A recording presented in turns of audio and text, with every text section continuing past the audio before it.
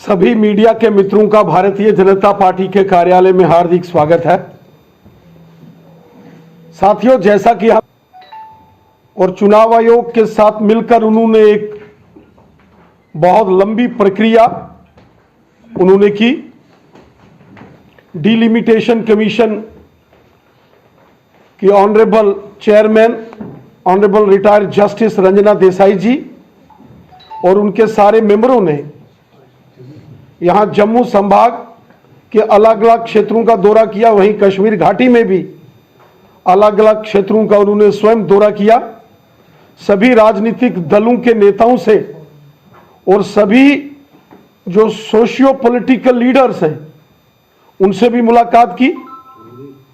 चाहे चुने हुए जिला परिषद के मेंबर हों, बीडीसी के मेंबर हों, पंची सरपंचीज हों, समाज के इंटेलेक्चुअल्स हों, पत्रकार बंधु हों, सबसे डिलिमिटेशन कमीशन के सदस्यों ने मुलाकात की और उनसे सुझाव लिए, उनसे चर्चा हुई और अंतोगत्वा एक ड्राफ्ट रिपोर्ट जो कि रिकमेंडेशंस के रूप में डिलिमिटेशन कमीशन के मेंबरों ने अपने एसोसिएट मेंबर्स जो जितने भी चुने हुए ऑनरेबल मेंबर पार्लियामेंट्स हैं उनके साथ वो रिपोर्ट शेयर की और जिसमें बहुत महत्वपूर्ण तथ्य सामने निकल कर आए हैं। पहली बार जम्मू कश्मीर के अंदर एसटी कम्युनिटी को पॉलिटिकल रिजर्वेशंस मिली है। 70 साल जम्मू कश्मीर के अंदर जो एसटी कम्युनिटी के लोग थे, जिसमें गुजर, बकरवाल, गद्दी, सिप्पी कम्युनिटी के लोग हैं, वो मांग करते थे कि जम्मू कश्मीर के अंदर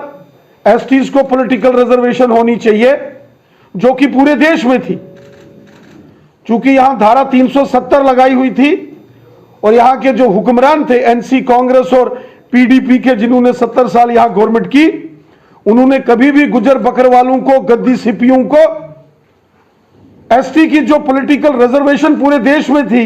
यहां कभी लागू नहीं होने दी। और आज ये बेहद खुशी की बात है, प्रसन्नता की बात है कि जम्मू कश्मीर में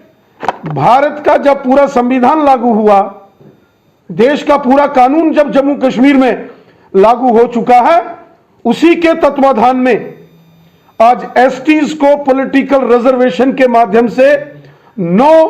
असेंबली की सीटें रिजर्व एसटीज के लिए कर दी गई। मैं तमाम जो एसटी कम्युनिटी के हमारे भाई बंधु हैं, मैं उनको बधाई देता हूं, मुबारकबाद देता हूं कि 70 साल बाद सही उनको हक भारत सरकार ने दिया, उनको हक डिलिमिटेशन कमीशन और चुनाव आयोग ने दिया। इसी के साथ साथ जो हमारे शेड्यूल कास्ट कम्युनिटी वर्ग को भी